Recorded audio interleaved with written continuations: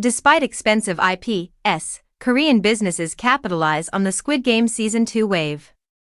With the release of the much-awaited second season of the worldwide Netflix sensation Squid Game, prominent South Korean corporations have launched a flurry of marketing efforts hoping to use the series' intellectual property, IP, to increase brand awareness. Insiders in marketing and advertising noticed a spike in partnerships focused on Squid Game Season 2 as of December 22. In November, the show collaborated with the South Korean food business Otoki to introduce 2 new varieties of their Pushu Pushu snack line. The items sold 1.6 million units in total within 50 days of their domestic introduction. The Squid Game marketing craze has also attracted other firms. The famous Camisole soju from beverage giant Haidajinro was released in a special edition with a Squid Game theme. Shinseki department store went one step further and converted flagship stores in Centum City, Busan, and Gangnam, Seoul, into immersive environments that imitate the famous settings from the series. Additionally, the company launched a goods shop with more than 300 joint items from well-known stores around the country. In the meanwhile, carmaker Kia paired its new Sportage with Squid Game Season 2 to establish a worldwide promotion. Using Squid Game IP for global promotions, CJ Group has adopted an especially ambitious approach.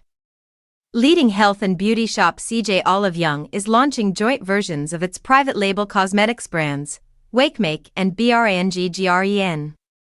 Before being distributed to Olive Young's domestic stores and 9 international markets, these unique goods will make their debut on the company's official webshop in late December. Furthermore, CJ Chiljedang is introducing a range of food products under the Squid Game name under its international food brand, Bibigo.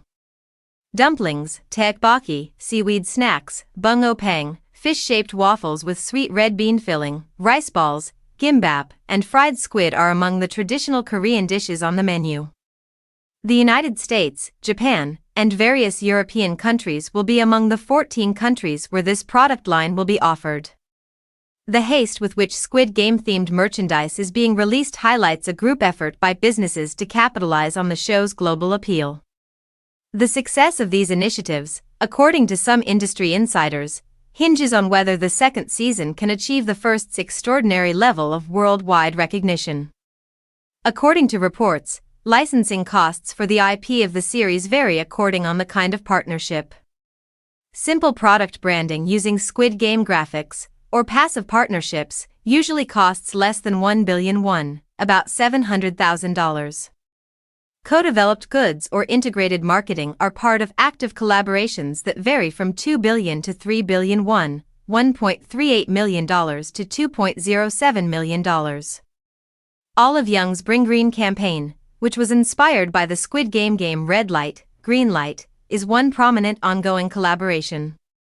Young-hee, the doll character from the story, is reimagined in this cooperation as a diligent skincare defender who precisely targets imperfections.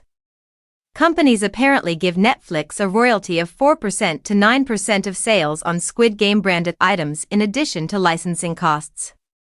Analysts indicate that most businesses see Squid Game IP as a short-term tool for improving brand awareness in both local and foreign markets rather than a plan to immediately produce profits, given the significant financial commitment.